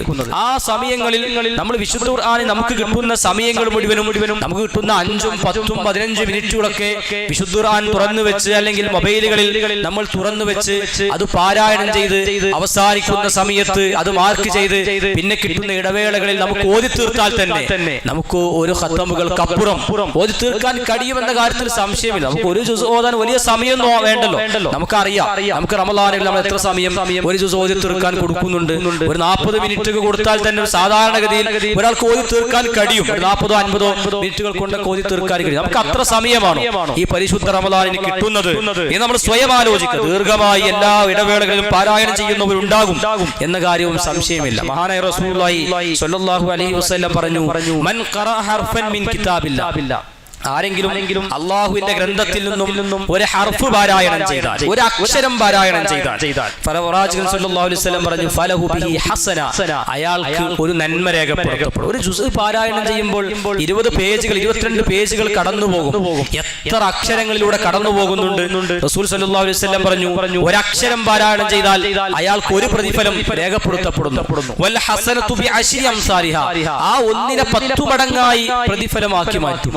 അക്ഷരം പാരായണം ചെയ്താൽ ഒന്നല്ല, അയാൾക്ക് 10 കിട്ടും എന്ന് റസൂലുള്ളാഹി സ്വല്ലല്ലാഹു അലൈഹി വസല്ലം പറയുന്നു. നമ്മൾ സൂറത്തുൽ ബഖറ എടുക്കുന്നു, അലിഫ് ലാം മീം എന്ന് ഓതുന്നു. ഓതിക്കഴിഞ്ഞാൽ നമുക്ക് കിട്ടുന്ന പ്രതിഫലം 10 അല്ല. പ്രവാചകൻ സ്വല്ലല്ലാഹു അലൈഹി വസല്ലം പറഞ്ഞു, നിങ്ങൾ ആ ഉച്ചരിച്ചതിലെ അലിഫുൻ ഹർഫുൻ വലാമുൻ ഹർഫുൻ വമീമുൻ ഹർഫുൻ, അതിലെ അലിഫ് ഒരു ഹർഫാണ്, അതിലെ ലാം ഒരു ഹർഫാണ്, അതിലെ മീം ഒരു ഹർഫാണ്. നിങ്ങൾ 3 അക്ഷരങ്ങൾ ഉച്ചരിച്ചിട്ടുണ്ട്, നിങ്ങൾക്ക് 30 പ്രതിഫലം കിട്ടിയിട്ടുണ്ട്. എന്റെ സഹോദരന്മാരെ, എത്ര പെട്ടെന്ന് പ്രതിഫലങ്ങൾ വാരിയെടുക്കാൻ കഴിയുന്ന ഒന്നായി വിശുദ്ധ ഖുർആൻ നമ്മൾ കണ്ടിട്ടുണ്ടോ? അതിന്റെ മുന്നിൽ നമ്മൾ സമയം കൊടുത്തിട്ടുണ്ടോ എന്ന് നമ്മൾ ആലോചിക്കുക. അല്ലാഹു സുബ്ഹാനഹു വ തആല വിശുദ്ധ ഖുർആൻ പാരായണം ചെയ്യുന്ന മനുഷ്യരെ നാളെ പരലോകത്ത് അവർക്ക് സ്വർഗ്ഗത്തിന്റെ പദവികൾ ഉയർത്തി കൊടുക്കും. അവർക്ക് ധാരാളം എത്ര കണ്ടവർ പാരായണം ചെയ്യുന്നു അത്ര തന്നെ അവരുടെ നന്മകൾ രേഖപ്പെടുത്തപ്പെടും. നാളെ പരലോകത്ത് അവരുടെ നന്മയുടെ മീസാനിൽ കനം തൂങ്ങുന്ന ഒരു അവസരം ഉണ്ടായിരിക്കും. നമുക്ക് ഈ സമയത്ത് മനസ്സിലാകും, നമുക്ക് നമ്മുടെ ദുനിയാവിൽ ഒരു നൈമിഷികമായ കണ്ണ് ചിമ്മി തുറക്കുന്ന ഒരു ലോകത്ത് നമ്മൾ ജീവിക്കും. ഒരുപക്ഷെ ഇതിന്റെ ഒരു പ്രാധാന്യം നമുക്ക് മനസ്സിലാകും. ഈ പറയുന്ന എനിക്കും കേട്ടുകൊണ്ടിരിക്കുന്ന നമുക്കൊന്നും മനസ്സിലാകും. പക്ഷെ പരലോകത്തെത്തുമ്പോൾ ഞാൻ ചെയ്തത് മതിയായില്ലല്ലോ എന്ന് തോന്നിപ്പോകുന്ന ഒരു ദിവസമാണ്. ദുനിയാവിൽ നമ്മൾ ജനിച്ചത് മുതൽ അവസാനം വരെ ആരാധനകളിൽ മാത്രം കഴിഞ്ഞുകൂടിയാലും നാളെ പരലോകത്ത് ഇത് മതിയായില്ലല്ലോ എന്ന് തോന്നിപ്പോകുന്ന ഒരു ഭയാനകരമായ ദിവസമായിരിക്കും ആ പരലോകം. അതുകൊണ്ട് ആ പരലോകത്ത് നമുക്ക് രക്ഷപ്പെടാൻ, അവിടെ ഉണ്ടാകുന്ന ജീവിതത്തിൽ നമുക്ക് അനുഭവിക്കുന്ന പ്രയാസങ്ങൾക്ക് ഒരു എല്ലാ അർത്ഥത്തിലും നമുക്ക് ശുപാർശ പറഞ്ഞ് സ്വർഗ്ഗത്തിലേക്ക് കൊണ്ടുപോകാൻ കഴിയുന്ന ഒന്നായി വിശുദ്ധ ഖുർആനിനെ കണ്ട് നമ്മൾ സമയം കൊടുത്ത് മടി തോന്നാതെ ചടപ്പില്ലാതെ ദീർഘമായ സമയങ്ങൾ വിശുദ്ധ ഖുർആൻ പാരായണം ചെയ്ത് അതിൽ നിന്നും മാറി നിൽക്കാതെ ഈ പരിശുദ്ധ റമളാനിലെങ്കിലും നമ്മുടെ മറ്റു തിരക്കുകൾ മാറ്റിവെച്ച് വിശുദ്ധ ഖുർആൻ ദീർഘമായി പാരായണം ചെയ്യുക എന്ന് തന്നെയാണ് ഒന്നാമത് നമ്മളൊക്കെയും ചെയ്യേണ്ട ബാധ്യത. രണ്ടാമത്തെ ഒരു കാര്യം, ഖുർആൻ പാരായണം ചെയ്യുന്നതോടൊപ്പം അനേകം ബാധ്യതകൾ വിശുദ്ധ ഖുർആനിനോടുണ്ട്. രണ്ടാമത്തെ നമ്മുടെ ബാധ്യത വിശുദ്ധ ഖുർആൻ കേൾക്കുക എന്നുള്ളതാണ്. വിശുദ്ധ ഖുർആൻ ശ്രദ്ധിച്ചു കേൾക്കണം. കേൾക്കാൻ വേണ്ടി സമയം കണ്ടെത്തണം. നമുക്കറിയാം, നമ്മൾ എവിടെയെങ്കിലും ഒന്ന് ഒഴിഞ്ഞിരിക്കുമ്പോഴാണ് വിശുദ്ധ ഖുർആൻ ഓതുക. നമ്മളൊരു യാത്രയിൽ വിശുദ്ധ ഖുർആൻ ഓതൂല. ആ സമയത്ത് നമുക്ക് വിശുദ്ധ ഖുർആൻ കേൾക്കാൻ കഴിയും. നമുക്കറിയാം, ധാരാളം സംവിധാനങ്ങളുണ്ട്. പീസ് റേഡിയോ പോലെയുള്ള സംവിധാനങ്ങൾ വിശുദ്ധ ഖുർആൻ കേൾക്കാൻ മാത്രം ഉള്ള സൗകര്യങ്ങൾ അതിൽ ചെയ്തിട്ടുണ്ട്. അതല്ലാതെ നമുക്ക് അനേകായിരം സൗകര്യങ്ങൾ ഇന്നുണ്ട്.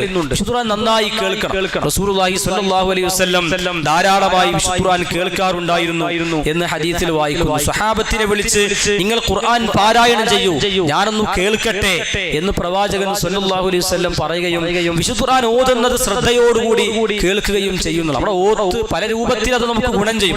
ഒന്ന് വിശുദ്ധ ഖുർആൻ കേൾക്കുക. വൈദാ ഖുരിഅൽ ഖുർആനു ഫസ്തമിഉ ലഹു വഅൻസിതു ലഅല്ലകും തുർഹമൂൻ. ഖുർആൻ ഓതപ്പെട്ടാൽ നിങ്ങൾ ശ്രദ്ധിച്ചു കേൾക്കണം എന്ന് റസൂലുള്ളാഹി എന്ന് വിശുദ്ധ ഖുർആൻ നമ്മെ ബോധ്യപ്പെടുത്തുന്നത് കാണാൻ സാധിക്കും. വിശുദ്ധ ഖുർആൻ കേൾക്കാനുള്ള ഒരു സമയം നമ്മൾ എപ്പോഴും മാറ്റി വെക്കണം. നമ്മുടെ യാത്രകളിൽ വെറുതെ ഇങ്ങനെ യാത്ര പോകുന്ന സമയത്ത് നമുക്ക് ആ ഖുർആൻ കേൾക്കാം. അതല്ലെങ്കിൽ മനസ്സിന് ഒരു ആശ്വാസം കിട്ടാൻ വിശുദ്ധ ഖുർആൻ കേൾക്കാം. നമ്മുടെ അത് പല ഉപകാരങ്ങളുണ്ട്. ഒന്ന് മനസ്സിന് സമാധാനം കിട്ടും. വിശുദ്ധ ഖുർആനിനോട് നമുക്ക് കൂടുതൽ അടുക്കാൻ തോന്നും. അതിനോടുള്ള അടുപ്പം വർദ്ധിക്കും. നമ്മുടെ ജീവിതത്തിൽ ബറക്കത്തുണ്ടാകും. മാത്രമല്ല നമ്മുടെ പാരായണങ്ങൾ നന്നാകും.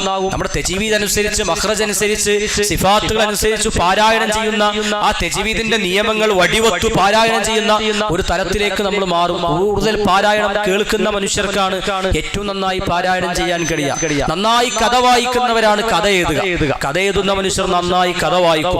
അപ്പോൾ മാത്രമേ കഥകൾ, പുതിയ കഥകൾ വരികയുള്ളൂ. നന്നായി പ്രസംഗം പറയാൻ കഴിയുന്ന ആളുകൾ നന്നായി പ്രസംഗം കേൾക്കുന്നുണ്ടാവും. അതല്ലെങ്കിൽ നന്നായി എഴുതുന്ന ആളുകൾ നല്ല വായനക്കാരായിരിക്കും. എന്നതുപോലെ നന്നായി പാരായണം ചെയ്യാൻ കഴിയണമെങ്കിൽ നല്ല ഖിറാഅത്തുകൾ നമ്മൾ കേൾക്കണം. തജ്വീദ് അനുസരിച്ച് ഓതിക്കൊണ്ടിരിക്കുന്ന 2 ഹറമുകൾ ഇമാം നിസ്കാരങ്ങൾ നിയന്ത്രിച്ചു കൊണ്ടിരിക്കുന്ന ലോക പ്രശസ്ത പണ്ഡിതന്മാരുടെ പാരായണങ്ങൾ നമുക്ക് ഇന്റർനെറ്റുകൾ പരിശോധിച്ചാൽ ലഭ്യമാണ്. പീസ് റേഡിയോ ലഭ്യമാണ്. നമ്മുടെ ഖുർആൻ ആപ്പുകളിൽ ലഭ്യമാണ്.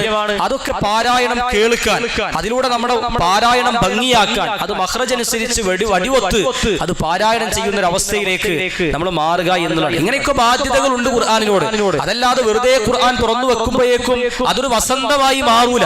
വിശുദ്ധ ഖുർആൻ നമുക്കൊരു പ്രകാശമായി അനുഭവപ്പെടൂല.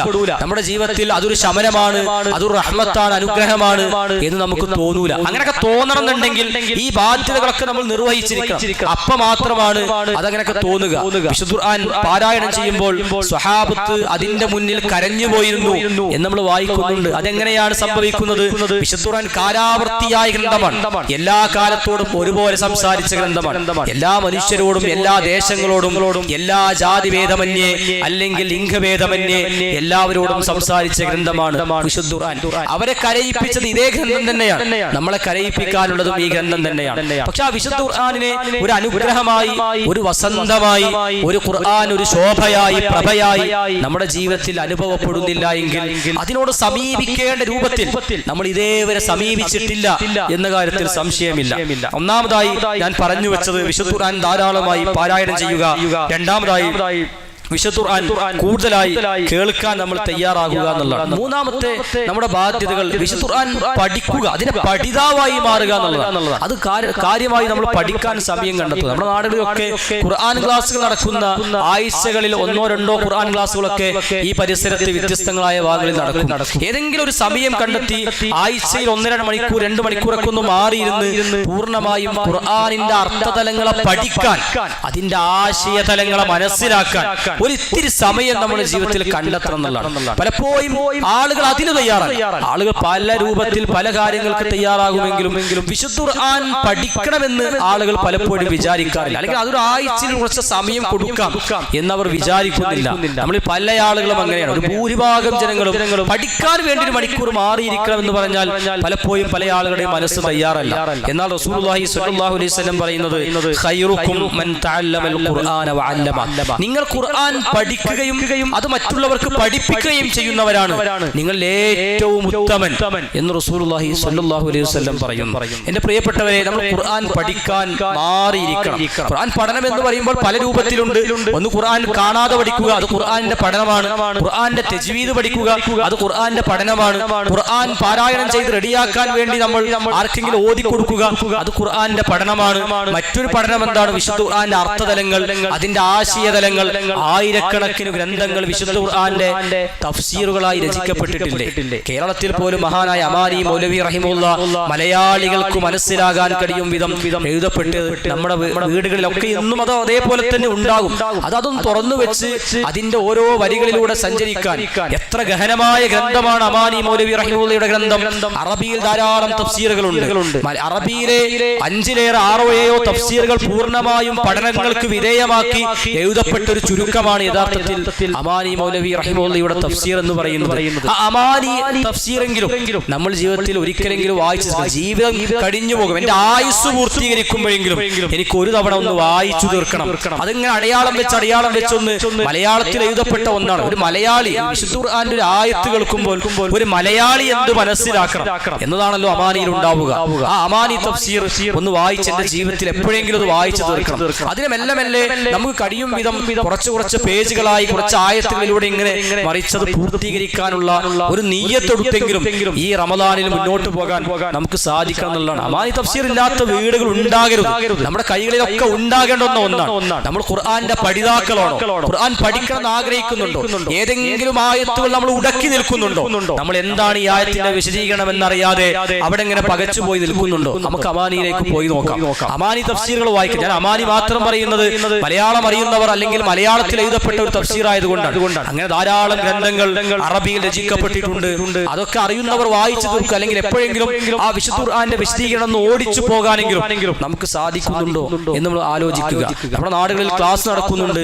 ആ ക്ലാസ്സുകളിലൊക്കെ ഒന്ന് പോയിരുന്ന് വിശുദ്ധ ഖുർആൻ പതിയെങ്കിലും ഒരു സാവകാശമെങ്കിലും അതൊന്നതിന്റെ പഠിതാവായി ഇന്ന് തുടങ്ങുന്ന ഈ യാത്രയിൽ നമ്മുടെ ജീവിതം അവസാനിക്കും വരെ ഞാനൊരു വിശുദ്ധ ഖുർആന്റെ പഠിതാവാണ് എന്ന് പറയുന്ന ഒരു അവസ്ഥയിലേക്ക് നമുക്ക് മാറാൻ കഴിയണം എന്നുള്ളതാണ്. മഹാൻ റസൂലുള്ളാഹി സ്വല്ലല്ലാഹു അലൈഹി വസല്ലം പറയുന്നു, മൻ സലക ത്വരീഖൻ യൽതമിസു ഫീഹി ഇൽമ. ആരെങ്കിലും വിജ്ഞാനം ആഗ്രഹിച്ച് വിജ്ഞാനം അന്വേഷിച്ച് ഒരാൾ ഒരു വഴിയിലേക്ക് പ്രവേശിച്ചാൽ, ഞാൻ ഇന്നു മുതൽ ഖുർആൻ പഠിക്കുമെന്ന് പറഞ്ഞ് അതിനുവേണ്ടി ഒരാൾ നിയ്യത്ത് ചെയ്ത് അതിന്റെ സാഹചര്യങ്ങളും സൗകര്യങ്ങളും കണ്ടെത്തി അതിലേക്ക് ഒരാൾ ഇറങ്ങി തയ്യാറായി പോവുകയാണെങ്കിൽ സഹലല്ലാഹു ലഹു ത്വരീഖൻ ഇലൽ ജന്ന, ആ യാത്ര അല്ലാഹു സ്വർഗ്ഗത്തിലെത്തിക്കുന്നതാണ്. സ്വർഗ്ഗത്തിലേക്കുള്ള വഴിയാക്കി അതിലേക്കുള്ള ഒരു എളുപ്പമാർഗമാക്കി ആ വിജ്ഞാനം തേടിയുള്ള യാത്രയെ അല്ലാഹു മാറ്റുന്നതാണ്. അതുകൊണ്ട് അല്ലാഹു ലോകത്തോട് സംസാരിച്ച ആ ഗ്രന്ഥത്തിന്റെ വിശദീകരണം എന്താണ്, അല്ലാഹു ഇതിലൂടെ ഉദ്ദേശിച്ചത് എന്ന ആശയത്തെ തേടി ഒരാൾ യാത്ര പോകുന്നെങ്കിൽ സ്വർഗ്ഗത്തിലേക്കുള്ള യാത്ര അല്ലാഹു എളുപ്പമാക്കി തരും.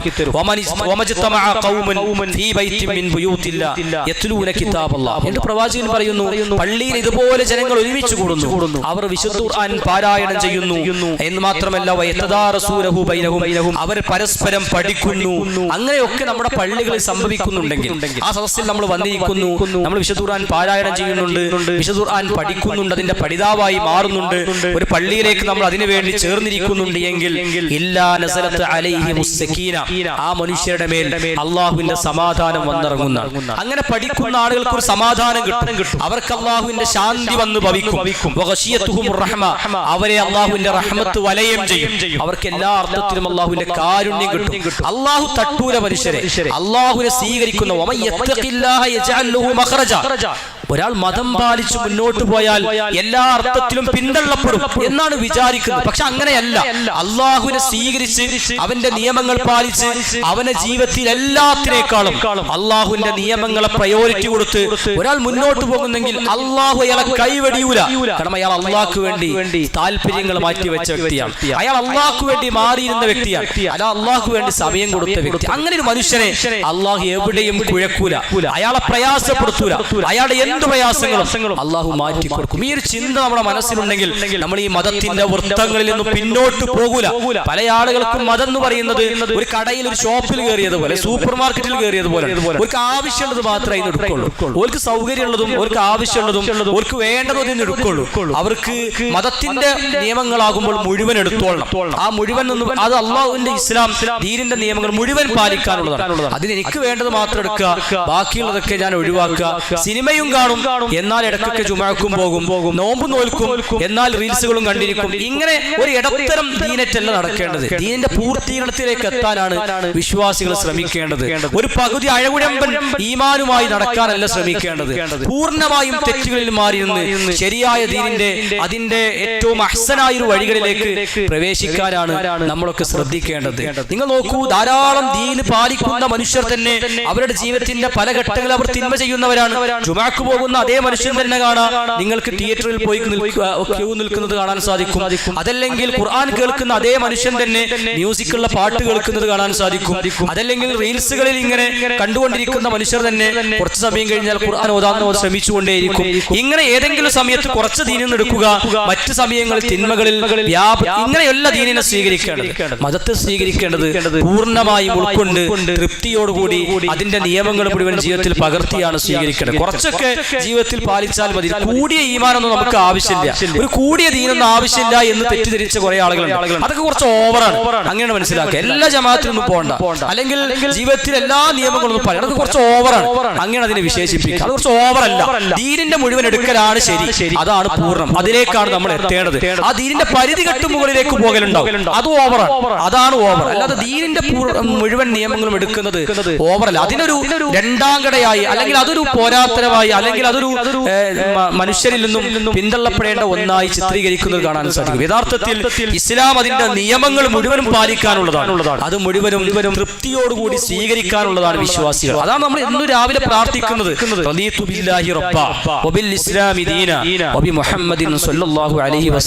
ഇതൊന്നും വിശ്വാസികൾ പ്രാർത്ഥിക്കുന്നുണ്ട്. രാവിലെ സുബ്ഹി നമസ്കാരം കഴിഞ്ഞാൽ പ്രഭാതത്തിൽ ചെല്ലേണ്ടുന്ന പ്രാർത്ഥനകൾ പരിശോധിച്ചാൽ അറിയാം. രാവിലെ ഈ പ്രാർത്ഥന ആരെങ്കിലും 3 തവണ ചൊല്ലിയാൽ, വൈകുന്നേരങ്ങളിൽ ആരെങ്കിലും 3 തവണ ഈ പ്രാർത്ഥന ചൊല്ലിയാൽ വജബത്തു ലഹുൽ ജന്ന, അയാൾക്ക് സ്വർഗ്ഗം നിർബന്ധമാണ് എന്ന് റസൂലുള്ളാഹി സ്വല്ലല്ലാഹു അലൈഹി വസല്ലം പറയുന്നു. അങ്ങനെ സ്വർഗ്ഗം നിർബന്ധമാക്കിയ പ്രാർത്ഥനയുടെ അർത്ഥം എന്താണ്? ആ ദിക്റിന്റെ അർത്ഥം എന്താണ്? റളീതു ബില്ലാഹി റബ്ബ, ഞാൻ റബ്ബിനെ തൃപ്തിപ്പെട്ട് സ്വീകരിച്ചിരിക്കുന്നു. വബിൽ ഇസ്ലാമി ദീന, ഈ മതത്തെ തൃപ്തിയോടുകൂടിയാണ് സ്വീകരിക്കുന്നത്. മുഹമ്മദ് നബിയെ എന്റെ പ്രവാചകനായി ഞാൻ തൃപ്തിയോടുകൂടി സ്വീകരിച്ചിരിക്കുന്നു എന്ന് പറഞ്ഞാൽ എന്താ? അതെന്താണ് ആ തൃപ്തിയോട് സ്വീകരിക്കാതെ പറഞ്ഞാൽ? ഈ മതത്തിന്റെ മുഴുവൻ നിയമങ്ങളും ഞാൻ തൃപ്തിയോടുകൂടി സ്വീകരിച്ചിരിക്കുന്നു എന്നാണ്. അതിലൊരു നിയമം പോലും എനിക്ക് പ്രയാസം ഉണ്ടാവില്ല, അല്ലെങ്കിൽ ഒരു നിയമത്തോട് പോലും ഞാൻ മുഖം ചുളിച്ച് നിൽക്കൂല, അതിനോട് പിന്തിരിഞ്ഞ് നടക്കൂല. ആ നിയമം എനിക്ക് ബാധകല്ല, അതൊക്കെ കുറച്ച് കൂടി ആളുകൾ ചെയ്യേണ്ട ഒന്നാണ് എന്ന് ഞാൻ അതൊക്കെ ഞാൻ തൃപ്തിയോട് കൂടി സ്വീകരിക്കും. ചില ഘട്ടത്തിൽ മാത്രമേ നമ്മൾ ചില ദീനിന്റെ നമുക്ക് സൗകര്യമുള്ള നമുക്ക് പറ്റിയ കാര്യങ്ങൾ മാത്രം സ്വീകരിക്കുക, മറ്റത് സ്വീകരിക്കാതിരിക്കുന്ന ഒരു അവസ്ഥ വിശ്വാസിയെ സംബന്ധിച്ചിടത്തോളം ഉണ്ടാകില്ല. ഈ ബോധ്യം നമുക്ക് കിട്ടുക വിശുദ്ധ ഖുർആന്റെ പഠനങ്ങളിലൂടെയാണ്. ആ വിശുദ്ധ ഖുർആൻ ധാരാളമായി പഠിച്ച് അതിനോട് അടുത്ത് അതിന്റെ അധ്യാപനങ്ങൾ കൂടുതലായി വായിക്കുമ്പോൾ അല്ലാഹു സുബ്ഹാനഹു വ തആല നമ്മുടെ ജീവിതത്തിൽ നൽകുന്ന ഒരു ബറക്കത്തുണ്ട്. അത് മറ്റെവിടുന്നും കിട്ടൂല. ആ ഒരു അനുഗ്രഹം അല്ലെങ്കിൽ ആ ഒരു അനുഭൂതി നമുക്ക് മറ്റു ഗ്രന്ഥങ്ങൾ വായിച്ചു തീർത്താൽ കിട്ടൂല, മറ്റൊരു ഗ്രന്ഥവും വായിച്ചു തീർത്താൽ കിട്ടൂല. അള്ളാഹുവിന്റെ ഖുർആനിന് കൊടുക്കുന്ന സമയം നമ്മൾ മറ്റു ഗ്രന്ഥങ്ങൾക്ക് കൊടുത്താൽ കിട്ടാത്തതാണ്. നാലാമത്തെ കാര്യം, നമ്മൾ വിശുദ്ധ ഖുർആനിനെ ആലോചിക്കുക എന്നുള്ളത്. വിശുദ്ധ ഖുർആന്റെ അർത്ഥങ്ങൾ ആലോചിക്കുക, അത് വിശുദ്ധ ഖുർആൻ കാണിക്കേണ്ട ഒരു ബാധ്യത. ആലോചിക്കുക എന്നതൊരു ആരാധനയാണ്. എന്തിനെ കുറിച്ച് ആലോചിക്കുമ്പോൾ? അതിന്റെ ആയത്തുകളെ കുറിച്ച് ആലോചിക്കുമ്പോൾ. അഫലാ യതദബ്ബറൂനൽ ഖുർആന അം അലാ ഖുലൂബിൻ അഖ്ഫാലുഹാ, നിങ്ങൾ ഖുർആനിനെ കുറിച്ച് ആലോചിക്കുന്നില്ലേ? അതിനെക്കുറിച്ച് ഉറ്റാലോചിക്കുന്നില്ലേ? കൂടുതൽ സമയം നിങ്ങൾ ആലോചിച്ചിരിക്കുന്നില്ലേ വിശുദ്ധ ഖുർആനിനെ കുറിച്ച്? അതല്ല, നിങ്ങളുടെ ഹൃദയങ്ങൾക്ക് പൂട്ടിട്ടിരിക്കുകയാണ്. ഓരോ ആയത്തുകൾ കേൾക്കുമ്പോൾ നിങ്ങളുടെ ഹൃദയത്തിനെ വന്ന് ഉടക്കുന്നില്ലേ? നിങ്ങളുടെ ചിന്തകളെ കൊണ്ടുപോകുന്നില്ലേ ഈ ഖുർആൻ? അതല്ല, നിങ്ങൾ പൂർണ്ണമായും ഈ ഖുർആനിനെ മാറ്റി വെച്ചിരിക്കുകയാണ്. വെറും വായനകൾക്ക് മാത്രമാണോ ഖുർആനിനെ ഉപയോഗിക്കുന്നത്? വെറും പഠനങ്ങൾക്ക്, എങ്ങനെ പഠനങ്ങൾക്ക്? അതിന്റെ അക്ഷരങ്ങളിലൂടെ മാത്രമുള്ള വായനയാണോ നമ്മൾ ഉദ്ദേശിക്കുന്നത്? അതല്ല, അത് ചിന്തിച്ചും ആലോചിച്ചും വിശുദ്ധ ഖുർആനിനോടുള്ള ആ ബാധ്യത കൂടി നമ്മൾ നിർവഹിക്കുന്നില്ലേ? വിശുദ്ധ ഖുർആനെ കുറിച്ച് അല്ലാഹു സുബ്ഹാനഹു വ തആല പരിചയപ്പെടുത്തുന്നത് ലൗ അൻസൽനാഹു ഹാദൽ ഖുർആന അലാ ജബലിൻ, ഈ ഖുർആൻ ഒരു പർവ്വതത്തിന്റെ മുകളിലാണ് വന്നിറങ്ങിയതെങ്കിൽ ലറഅയ്തഹു ഖാശിഅൻ മുതസദ്ദിഅൻ മിൻ ഖശിയത്തില്ലാ, ആ പർവ്വതം ഖുർആനിനെ പേടിച്ച് പൊട്ടിത്തെറിക്കുന്നത് കാണാം. പൊട്ടിത്തമരടിയായി മാറുന്നത് നിനക്ക് കാണാൻ സാധിക്കും. അതെങ്ങനെയാണ്? ആ വിശുദ്ധ ഖുർആന്റെ അർത്ഥതലങ്ങൾ, അത്ര ഗാംഭീര്യമുള്ള അർത്ഥങ്ങൾ ആ പർവ്വതത്തെ ശിഥിലമാക്കി കളയും, അതിനെ പൊടിപൊടിയാക്കി മാറ്റും. അത് പൊട്ടിത്തെറിക്കുന്നത് നിനക്ക് കാണാൻ കഴിയുമായിരുന്നു. ആ ഖുർആനാണ് നമ്മുടെ ഹൃദയങ്ങളിലേക്ക് വന്നിറങ്ങുന്നത്. ഓരോ മനുഷ്യന്റെ ഹൃദയങ്ങളോടും സംസാരിക്കുന്ന ഈ ഖുർആനാണ്. പക്ഷെ നമുക്ക് തോന്നാത്തത് എന്താണെന്ന് ചോദിച്ചാൽ, ആ വിശുദ്ധ ഖുർആന്റെ അർത്ഥങ്ങളിലൂടെ ഇത് പോയിട്ടില്ല. അതിന്റെ ആയത്തുകളിൽ ചിന്തകൾ ഉടക്കി നിന്നിട്ടില്ല. അതിന്റെ ആലോചനകൾ വിശുദ്ധ ഖുർആന്റെ വരികളിലൂടെ കൊണ്ടുപോയിട്ടില്ല. അങ്ങനെ കൊണ്ടുപോയിരുന്നെങ്കിൽ നമ്മുടെ ഹൃദയവും പൊട്ടും. ഒരു പർവ്വതത്തിനേക്കാളും ശക്തിയൊന്നും നമ്മുടെ ഹൃദയങ്ങൾക്കില്ല. നമ്മുടെ ഹൃദയവും ആ വിശുദ്ധ ഖുർആന്റെ മുന്നിൽ പൊട്ടിക്കരഞ്ഞ് കരയാൻ തുടങ്ങും. കണ്ണുകൾ നമ്മുടെ കണ്ണുനീര് കൊണ്ട് ധാരധാരയായി ഒഴുകാൻ തുടങ്ങും എന്ന കാര്യത്തിൽ സംശയമില്ല. മഹാനായ റസൂലുള്ളാഹി സ്വല്ലല്ലാഹു അലൈഹി വസല്ലം വിശുദ്ധ ഖുർആൻ പാരായണം ചെയ്യുമ്പോഴൊക്കെ കരയുന്നു. പ്രവാചകൻ ഇമാമത്ത് നിൽക്കുമ്പോൾ അസീസുൻ കഅസീസിൽ മുർജൽ, ചീനച്ചട്ടിയിലെ കടുക് പൊട്ടും പോലെ പ്രവാചകൻ പൊട്ടി പൊട്ടി കരയുന്നത് സ്വഹാബത്ത് പല ആവർത്തി കണ്ടിരുന്നതാണ്. പ്രവാചകൻ ഓതുമ്പോഴേക്കും സൊഫിന്റെ മൂലകളിൽ നിന്ന്, വ്യത്യസ്ത ഭാഗങ്ങളിൽ നിന്ന് ഞങ്ങൾ കരയുന്ന ശബ്ദങ്ങൾ, സ്വഹാബത്ത് കരയുന്ന ശബ്ദങ്ങൾ ഞങ്ങൾ കേട്ടിരുന്നു എന്നൊക്കെ ഉദ്ധരിക്കുന്നത് കാണാൻ സാധിക്കും. അവരെങ്ങനെയാണ് കരയുന്നത്? വിശുദ്ധ ഖുർആന്റെ വരികൾക്ക് മുന്നിൽ അവരുടെ ആലോചനകൾ കടന്നു പോകുന്നു. മഹാനായ ഉമർ ഇബ്നു ഖത്താബ് റളിയല്ലാഹു അൻഹുവിന്റെ ചരിത്രം നമുക്കറിയാം. അദ്ദേഹത്തിന്റെ വിശാലമായ ഖിലാഫത്ത് കാലഘട്ടത്തിൽ, അദ്ദേഹത്തിന്റെ ഭരണകാലഘട്ടത്തിൽ അദ്ദേഹം ജനങ്ങൾക്കിടയിലൂടെ ഇറങ്ങി നടക്കും. ആർക്കെങ്കിലും പ്രയാസമുണ്ടോ, ആർക്കെങ്കിലും ബുദ്ധിമുട്ടുകൾ അനുഭവിക്കുന്നുണ്ടോ, ഏതെങ്കിലും വീടുകളിൽ പ്രയാസത്തിന്റെ വാക്കുകൾ കേൾക്കുന്നുണ്ടോ, രാത്രികളിൽ ആരും അറിയാതെ വീടിന്റെ അരികളിലൂടെ നിശയുടെ നിശബ്ദതയിലൂടെ ഇങ്ങനെ നടന്നു പോകും. ഓരോ വീടിന്റെ അരികിലെത്തുമ്പോൾ അദ്ദേഹം ശ്രദ്ധിക്കും, ഇവിടെ വല്ല പ്രയാസവും ഈ വീട്ടിലുണ്ടോ. അങ്ങനെ നടന്നുകൊണ്ടിരിക്കെ അദ്ദേഹം ഒരു വീട്ടിൽ നിന്നും ഒരു ശബ്ദം കേൾക്കാനിടയാകുന്നു. അദ്ദേഹം ഒന്നുകൂടി ശ്രദ്ധിച്ച് ആ ശബ്ദം കേൾക്കുന്നു. അദ്ദേഹത്തിന് മനസ്സിലായി വിശുദ്ധ ഖുർആൻ പാരായണം ചെയ്യുകയാണ്. അദ്ദേഹം ഓതി തുടങ്ങിയത് ഇന്ന അദാബ റബ്ബിക ലവാഖിഅ, നിന്റെ റബ്ബിന്റെ ശിക്ഷ അത് ഉറപ്പായും സംഭവിക്കും. അതാണ് നിന്റെ റബ്ബിന്റെ ശിക്ഷ അത് സംഭവിക്കുക തന്നെ. അത് ഉമറിനോട് സംസാരിക്കും പോലെ മഹാനായ ഉമർ റളിയല്ലാഹു അൻഹു തോന്നി. അദ്ദേഹത്തിന്റെ ഹൃദയത്തിൽ ചെന്നുപോയി അടിച്ചു. അദ്ദേഹത്തിന്റെ ഗതകാല ഓർമ്മകൾ കടന്നുപോയിട്ടുണ്ടായേക്കാം. അദ്ദേഹം അതിന്റെ മുന്നിൽ പതറിപ്പോയി. അദ്ദേഹം ബോധരഹിതനായി വീണു എന്നൊക്കെ കാണാൻ സാധിക്കും. സഹോദരന്മാരെ, ഇങ്ങനെ എത്ര ആയത്തുകളിലൂടെ നമ്മൾ കടന്നുപോയിട്ടുണ്ട്. പക്ഷെ വിശുദ്ധ ഖുർആനെ ആലോചിക്കുകയും അതിനെ ചിന്തിക്കുകയും അതിൽ പറഞ്ഞ ഓരോ കാര്യങ്ങളെക്കുറിച്ചും നരകത്തെക്കുറിച്ചുള്ള ഭയാനതകളെ കുറിച്ചൊക്കെ ചിന്തിച്ചു പോകുമ്പോൾ തീർച്ചയായും ആ വിശുദ്ധ ഖുർആനിനെ സ്വീകരിക്കാനും അത് ഉൾക്കൊള്ളാനും അതിനെ ജീവിതത്തിൽ പകർത്താനും ഒക്കെ നമുക്ക് സാധിക്കുമെന്ന കാര്യത്തിൽ സംശയമില്ല. നാലാമത്തെ കാര്യം, അഞ്ചാമത്തെ ഒരു ബാധ്യത എന്ന് പറയുന്നത് വിശുദ്ധ ഖുർആനെ പ്രാവർത്തികമാക്കുക എന്നുള്ളതാണ്. വിശുദ്ധ ഖുർആനെ നമ്മുടെ ജീവിതത്തിലേക്ക് കൊണ്ടുവരിക. വിശുദ്ധ ഖുർആന്റെ ഓരോ കാര്യങ്ങളും, ഇസ്ലാമിന്റെ അധ്യാപനങ്ങൾ നമ്മൾ സംശയിച്ചു നിൽക്കാതെ അത് ജീവിതത്തിൽ പകർത്താൻ. ഒരു കാര്യം ഇസ്ലാമാണ് എന്ന് പറഞ്ഞാൽ അതിൽ മതത്തിന്റെ ഒരു നിയമമായി ഇത് സ്ഥിരപ്പെട്ടിട്ടുണ്ട് എന്ന് ബോധ്യപ്പെട്ടു കഴിഞ്ഞാൽ അത് പാലിക്കാനുള്ള ഒരു മനസ്സ് നമ്മൾ കാണിക്കുക എന്നുള്ളതാണ്. കാരണം വിശുദ്ധ ഖുർആന്റെ ആയത്തുകൾ ഓരോ ഘട്ടങ്ങളിൽ ഇറങ്ങിയത് നമുക്ക് കിട്ടിയതുപോലെ അല്ലല്ലോ സ്വഹാബത്തിന് കിട്ടുന്നത്. അവരുടെ ജീവിതത്തിന്റെ ഓരോ ഘട്ടങ്ങളിലേക്ക്, ഓരോ സാഹചര്യങ്ങളിലേക്ക്, സന്ദർഭങ്ങളിലേക്കാണ് വിശുദ്ധ ഖുർആൻ അവതീർണമാകുന്നത്. ആ സന്ദർഭങ്ങളിൽ അവർ ഇതേവരെ എന്ത് ചെയ്തു, എന്ത് പ്രവർത്തിച്ചു, എന്ത് വിചാരിച്ചു, എന്ത് വിശ്വസിച്ചു എന്നൊന്നും അവർക്ക് യാതൊരു അലോസരപ്പെടുത്താതെ പൂർണ്ണമായും ഖുർആൻ അതേപടി സ്വീകരിക്കുന്നു എന്നത് നമുക്ക് അവരുടെ ജീവിതത്തിൽ കാണാൻ സാധിക്കും. നമുക്കറിയാം വിശുദ്ധ ഖുർആൻ കള്ളുമായി ബന്ധപ്പെട്ട് 3 ഘട്ടങ്ങളിലൂടെയാണ് ഇറങ്ങിയത്. ഇന്നമൽ ഖംറു വൽ മൈസിറു വൽ അൻസാബു വൽ അസ്ലാമു റിജ്സും മിൻ അമലി ശൈത്താൻ ഫജ്തനിബൂഹു ലഅല്ലകും തഫ്ലിഹൂൻ. നിങ്ങൾ കള്ളും ചൂതാട്ടവും അതേപോലെ തന്നെ പ്രശ്നം വെച്ച് നോക്കലും ഒക്കെ ശൈത്താനിന്റെ പ്രവർത്തനങ്ങളാണ്. അതൊക്കെ പൂർണ്ണമായും ഒഴിവാക്കണം എന്ന് ആ കാലഘട്ടത്തിൽ കള്ളു തെറ്റല്ലാത്ത, അല്ലെങ്കിൽ അത് കുടിക്കുന്നത് പൂർണ്ണമായും വിലക്കപ്പെട്ടിട്ടില്ലാത്തൊരു കാലഘട്ടത്തിൽ കള്ളിന്റെ കച്ചവടം ചെയ്തിരുന്ന, കള്ളു കുടിച്ചിരുന്ന, അല്ലെങ്കിൽ അതുമായി ബന്ധപ്പെട്ടിരിക്കുന്ന ഒരു കൂട്ടത്തിലേക്കാൾ നമ്മളിലേക്കല്ലല്ലോ ഈ ആയത്തിറങ്ങുന്നത്. കള്ളിനെ പൂർണ്ണമായും ഹറാമാണ് എന്ന് ജനനം മുതൽ മനസ്സിലാക്കിയവരിലേക്കല്ല ഈ ആയത്തിറങ്ങുന്നത് എന്ന് നമ്മൾ ആലോചിക്കണം. കള്ളിനെ ഹലാലായി കണ്ടിരുന്ന, അല്ലെങ്കിൽ ആ ലഹരിയിൽ അവർ നുണഞ്ഞു ജീവിച്ചിരുന്ന, അതിന്റെ ആസ്വാദനം ഓൾറെഡി കിട്ടിയിരുന്ന ഒരു സമൂഹത്തിലേക്കാണ് വിശുദ്ധ ഖുർആൻ കള്ളിനെ നിങ്ങൾ പൂർണ്ണമായും ഒഴിവാക്കണം എന്ന ആയത്ത് കേൾക്കുമ്പോൾ അവരുടെ ജീവിതത്തിൽ പൂർണ്ണമായും ഒഴിവാക്കാൻ അവർക്ക് സാധിക്കും. അവർ ചുണ്ടുകളിലേക്ക് വെച്ചത് അവർ വലിച്ചെറിയുന്നു. അവർ വായിലേക്ക് കൈയിട്ട് കുടിച്ചു വെച്ച മദ്യം ഛർദ്ദിച്ചു കളയാൻ അവർ ശ്രമിക്കുന്നു. സഹോദരന്മാരെ, ഈ ആയത്തിന്റെ പരിധിയിൽ വരുന്നൊരു കാര്യം കൂടിയാണ് സിഗരറ്റ് വലിക്കുക എന്നുള്ളത്. സിഗരറ്റ് വലിക്കുക എന്നുള്ളതും ഈ ആയത്തിന്റെ പരിധിയിലാണ്. കാരണം കള്ള് എന്ന് പറയുന്നത് ലഹരി ഉള്ളത് കൊണ്ടാണ് ഹറാമാകുന്നത്. അത് നമ്മുടെ ശരീരത്തെ കേടുവരുത്തുന്നത് കൊണ്ടാണ് ഹറാമാകുന്നത്. എന്നതുപോലെ തന്നെ പണ്ഡിതന്മാർ ഹറാമാക്കിയ ഒരു ഘടകമാണ് സിഗരറ്റ് വലിക്കുക, ബീഡി വലിക്കുക എന്നുള്ളത്. പക്ഷെ അതിൽ നിന്നും ഈ ആയത്ത് കേൾക്കുമ്പോൾ മാറി നിൽക്കാൻ നമ്മുടെ കൂടെയുള്ളവർക്ക് സാധിക്കുന്നുണ്ടോ എന്നതാണ് നമ്മൾ ആലോചിക്കേണ്ടത്. അപ്പൊ എങ്ങനെയാണ് ഈ ആയത്തിനെ സ്വീകരിക്കേണ്ടത് എന്ന് നമ്മൾ മനസ്സിലാക്കേണ്ടതുണ്ട്. മാത്രമല്ല, വിശുദ്ധ ഖുർആനിൽ അല്ലാഹു സുബ്ഹാനഹു വ തആല ലൻ തനാലുൽ ബിർറ ഹത്താ തുൻഫിഖൂ മിമ്മാ തുഹിബ്ബൂൻ, നിങ്ങൾക്ക് ഇഷ്ടമുള്ളത്, നിങ്ങൾക്ക് ഏറ്റവും ഇഷ്ടപ്പെട്ടത് നിങ്ങൾ അല്ലാഹുവിന്റെ മാർഗ്ഗത്തിൽ ചെലവഴിക്കുന്നതുവരെ നിങ്ങൾക്ക് നന്മ സ്വീകരിക്കാൻ സാധിക്കുകയില്ല എന്ന ആയത്ത് കേൾക്കുമ്പോൾ മഹാനായ ത്വൽഹാ റളിയല്ലാഹു അൻഹു അദ്ദേഹത്തിന് ഏറ്റവും ഇഷ്ടമുള്ള ബൈറുഹാ തോട്ടം ഇസ്ലാമിന് വേണ്ടി സംഭാവന ചെയ്തു എന്നാണ്. ഈ ആയത്തിനെ ജീവിതത്തിലേക്ക് സ്വീകരിക്കണം. അവർ പകർത്തുകയാണ്. അവർ ഹിജാബിന്റെ ആയത്തിൽ ഇറങ്ങുമ്പോഴേക്കും അവരുടെ കയ്യിലുണ്ടായിരുന്ന തുണികൾ മുഴുവനും കീറി അവരുടെ ശരീരം മുഴുവൻ മറക്കാൻ സ്വഹാബി വനിതകൾ തയ്യാറാകുന്നു എന്ന് അവിടെ ചരിത്രത്തിൽ വായിക്കുന്നുണ്ട്. പലപ്പോഴും ആ ജീവിതത്തിൽ ഔറത്ത് മറക്കുന്നവരായിരിക്കും പെണ്ണുങ്ങൾ. അവർ ജീവിതത്തിൽ ഔറത്തൊക്കെ മറക്കും. പക്ഷെ പൂർണ്ണമാണോ എന്ന് ചോദിച്ചാൽ പൂർണ്ണമല്ല. കാല് മറക്കുക എന്ന് നിർബന്ധമാണ്. കാല് മറക്കുക എന്നത് കൈ മറക്കുക, മുഖം മറക്കുക എന്നതിനേക്കാളും പ്രാധാന്യമുണ്ട് കാല് മറക്കുക എന്നുള്ളത്. പലപ്പോഴും സ്ത്രീകൾ മുഖം മറക്കും, കാല് മറക്കാൻ അവർ പിന്നോട്ടായിരിക്കും. അല്ലെങ്കിൽ കാല് മറക്കുന്ന ശ്രദ്ധ പോലും അവർക്ക് ഉണ്ടാകൂല. കൈ മറക്കുന്ന ആളുകളും കാണാം കാല് മറക്കാൻ നടക്കുന്നത്. കാല് മറക്കുക എന്നുള്ളത് ഒരു പെണ്ണിനെ സംബന്ധിച്ചിടത്തോളം നിർബന്ധമായ ഒരു ഘടകമാണ്. അത് ഇസ്ലാമിന്റെ പരിധിയിലുള്ള ഒരു കാര്യമാണ്. മുഖം മറക്കുകയോ മറക്കാതിരിക്കുകയോ അത് ഏറ്റവും പ്രബലമായ കാര്യമാണ്. പെണ്ണ് മുഖം മറക്കുക, ശരീരം മുഴുവൻ മറക്കാൻ ശ്രദ്ധിക്കുക എന്നൊരു പെണ്ണിനെ സംബന്ധിച്ചിടത്തോളം ഏറ്റവും നല്ല കാര്യം. അങ്ങനെ കഴിയുമെങ്കിൽ അത് തന്നെയാണ് സ്ത്രീകൾ ഒക്കെ ചെയ്യേണ്ടത്. ഇനി അതെല്ലാം മുഖം മറക്കുന്നില്ലെങ്കിൽ പോലും കാല് നിർബന്ധമായി മറക്കണം. അതിന് സംശയമില്ല. നമസ്കാരത്തിന് വരുമ്പോൾ ഷോക്സ് എടുത്തു വരും. അതെന്തുകൊണ്ടാണ്? അത് നിർബന്ധമായ ഒരു ഘടകമാണ്. കാല് മറക്കണം എന്ന് അറിയുന്നതുകൊണ്ടാണല്ലോ അത് ചെയ്യുന്നത്. അല്ലെങ്കിൽ അവിടെ എന്തിനാണ് ഷോക്സ് ഉപയോഗിക്കുന്നത്? നമസ്കാരത്തിലുള്ള ഔറത്ത് തന്നെയാണല്ലോ അന്യപുരുഷന്റെ മുന്നിൽ ഔറത്താകുക. അല്ലെ, നമസ്കാരത്തിലേക്ക് ഒരു പ്രത്യേക ഔറത്തില്ലല്ലോ. അതുകൊണ്ട് കാല് മറക്കുക എന്നതിനെ ഇസ്ലാമിന്റെ ഹിജാബിന്റെ ആയത്തിന്റെ പരിധിയിലാണ്.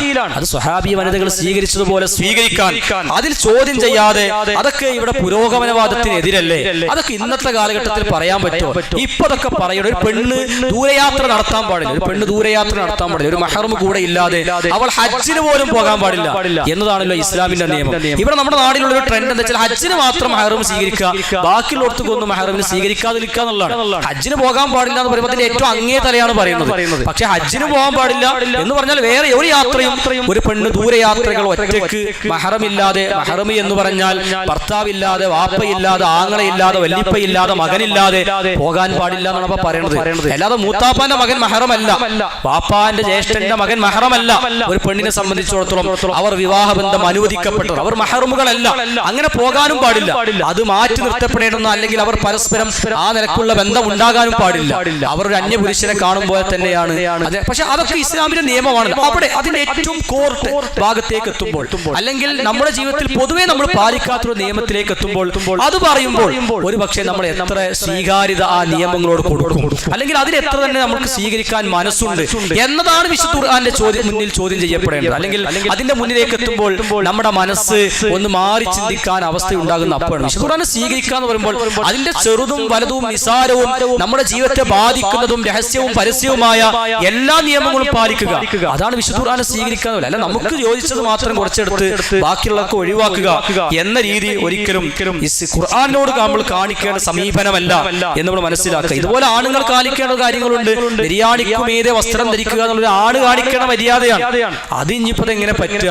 എല്ലാ വസ്ത്രവും ഇപ്പൊ നിര്യാണിക്ക് മുകളിലാക്കിയാൽ ഭംഗി ഉണ്ടാവില്ലല്ലോ, കാണുമ്പോൾ ഒരു ഭംഗി കിട്ടൂലല്ലോ എന്ന് പറയാൻ പറ്റില്ല. അല്ലെങ്കിൽ താടി ക്ലീൻ ഷേവായി നടക്കുക, അതൊരു ഭംഗിക്ക് വേണ്ടി ചെയ്യാൻ പറ്റില്ല. അത് ഇസ്ലാം പ്രവാചകൻ സല്ലല്ലാഹു അലൈഹി വസല്ലം ഒരിക്കൽ പോലും ഒഴിവാക്കാത്ത സുന്നത്ത്, ഒരിക്കൽ പോലും ഒഴിവാക്കാത്ത, മരണം വരെ കൊണ്ടു നടന്ന നിർബന്ധമായ ഘടകമാണ്. ഒരാൾ താടി വളർത്ത സുന്നത്ത് നമ്മൾ പറയാം, അത് നബിയുടെ ചര്യ നിലക്ക് പറയാം. പക്ഷെ അത് ചെയ്യൽ നിർബന്ധമായ കാര്യമാണ്. ഒരാൾ ഒരിക്കലും വടിക്കാൻ പാടില്ല. കാരണം വടിക്കാൻ പാടില്ല, അത് വടിച്ചു കളയരുത് എന്ന് റസൂൽ സല്ലല്ലാഹു അലൈഹി വസല്ലം പല ആവർത്തി സ്വഹാബത്തിനെ ഓർമ്മപ്പെടുത്തിയ കാര്യമാണ്. അതുകൊണ്ട് അത്തരം നിയമങ്ങൾ, നമ്മുടെ ജീവിതത്തെ ബാധിക്കുന്ന നിയമങ്ങൾ, നമ്മുടെ ജീവിതത്തിന്റെ ചര്യകളെ, നമ്മുടെ ശൈലികളെ ബാധിക്കുന്ന നിയമങ്ങൾ കടന്നു വരുമ്പോൾ ഖുർആനെ നമ്മൾ എങ്ങനെ സ്വീകരിക്കും?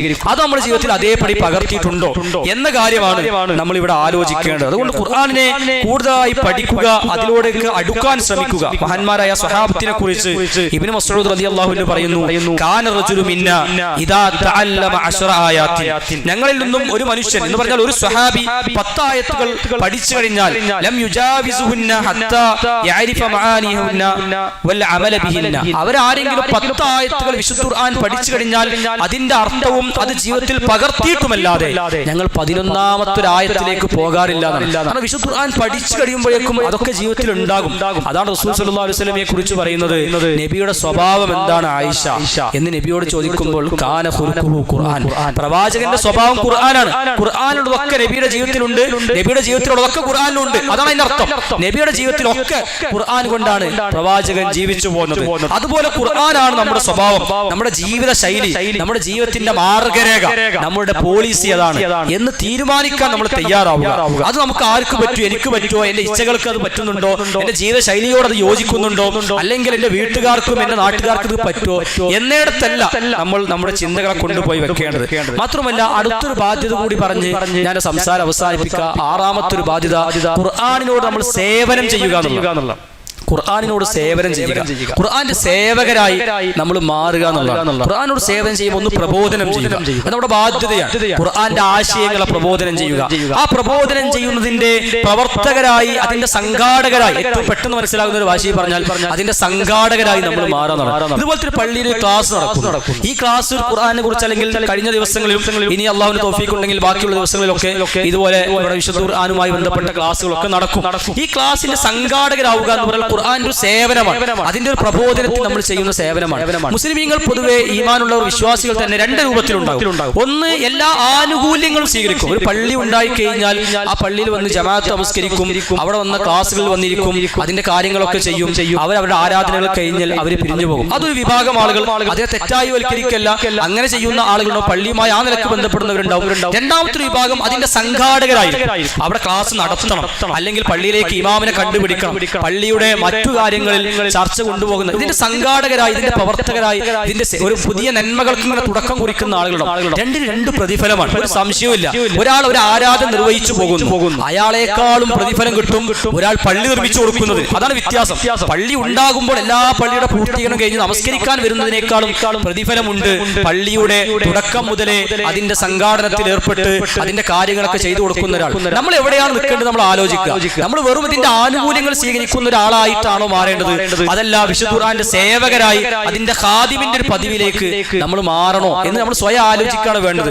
ഒരു നാട്ടിൽ ഒരു പ്രസംഗം വെക്കുമ്പോൾ ആ പ്രസംഗം കേൾക്കാൻ വരുന്ന ഒരു ശ്രോതാവായി നമ്മൾ മാറിയാൽ മാത്രം അതിനും ഒരു കൂലിയുണ്ട്. പക്ഷേ അതിന്റെ സംഘാടകർക്ക് കിട്ടുന്ന വേറൊരു കൂലിയുണ്ട്. ഓരോ വ്യക്തിയും കേട്ടതിന്റെ കൂലി, ആ മനുഷ്യൻ സംസാരിച്ചതിന്റെ കൂലി, അതിലൂടെ ജീവിതത്തിൽ പകർത്തിയതിന്റെ കൂലി. ഇതിന്റെ ഒരു സംഘാടകരുണ്ട്. ഈ ക്ലാസ് അവിടെ നടക്കണമെങ്കിൽ അതിന് ഒന്ന് കോർഡിനേറ്റ് ചെയ്യുന്ന ഒരു 3-4 അല്ലെങ്കിൽ 8-10 ആൾക്കാർ ഇതിന്റെ പിന്നിലുണ്ട്. ഇവിടെ വരുന്നവരും വരാത്തവരൊക്കെ ആയിട്ടുണ്ടാവും. ഇവിടെ വന്നില്ലെങ്കിൽ പോലും അവർക്ക് കൂലിയുണ്ട് എന്ന് നമ്മൾ ആലോചിക്കണം. അല്ലെങ്കിൽ ഇവിടെ വരുമ്പോൾ അതിന്റെ കേട്ടതിന്റെ കൂലിയും, ഇത്രയും മനുഷ്യർ കേൾക്കുന്ന, അല്ലെങ്കിൽ ഈ വീഡിയോ യൂട്യൂബിൽ ഉണ്ടാവും, അത് കേൾക്കുന്ന മനുഷ്യർക്ക് കിട്ടുന്ന ഒരു പ്രതിഫലമുണ്ടല്ലോ, അതൊക്കെ അവരുടെ അക്കൗണ്ടിലേക്ക് വരുമെന്ന് ആലോചിക്കുക. അതുകൊണ്ട് നന്മകൾക്ക് അതിന്റെ പ്രവർത്തകരാവുക, അതിന്റെ സംഘാടകരാവുക, അതിന്റെ സേവകരായി മാറാൻ ശ്രദ്ധിക്കുക എന്നുള്ളതാണ്. ഒരു കാര്യം ചെയ്യുമ്പോൾ പല രൂപത്തിൽ ചെയ്യാം. ആ നന്മ മാത്രം ചെയ്യാം, ആ നന്മ ചെയ്യാനുള്ള സാഹചര്യങ്ങൾ ഉണ്ടാക്കി കൊടുക്കാം. നമുക്ക് ഇതുപോലെ ചെയ്യാം. ഒരു ലഘുലേഖ അടിക്കും, ഒരു ലഘുലേഖ അടിക്കുമ്പോൾ അത് വാങ്ങി വായിക്കുന്ന ഒരാളായി നമുക്ക് മാറാം. ആ ലഘുലേഖ കൊടുക്കുന്ന ഒരാളാകാം, ആ ലഘുലേഖ എഴുതുന്ന ഒരാളാകാം. നമുക്ക് പലതിനും പല പ്രതിഫലമാണല്ലോ കിട്ടുന്നത്. ലഘുലേഖ എഴുതുന്ന ഒരു പ്രതിഫലം ആ പറഞ്ഞ ആൾക്ക്, കൊടുത്ത ആൾക്കും കിട്ടൂല, അത് വായിച്ച ആൾക്കും കിട്ടൂല. എന്തുകൊണ്ട് കിട്ടില്ല വെച്ചാൽ എഴുതുന്ന ആളുടെ ആ ഒരു വരികളാണ് ഇനിയെ 10,000-കണക്കിന് ലക്ഷക്കണക്കിന് മനുഷ്യർ വായിക്കാൻ പോകുന്ന ലഘുലേഖ. ഓരോ മനുഷ്യനും വായിച്ചവരുടെ ജീവിതത്തിൽ വരുത്തുന്ന മാറ്റങ്ങൾക്കൊക്കെ ആ പ്രതിഫലം കിട്ടും എന്ന് മനസ്സിലാക്കുക. അതുകൊണ്ട് നമ്മളതിന്റെ സേവകരായി മാറാൻ പ്രത്യേകം ശ്രദ്ധിക്കുക എന്നുള്ളതാണ്. പഠിക്കുക, പ്രബോധനം ചെയ്യുക.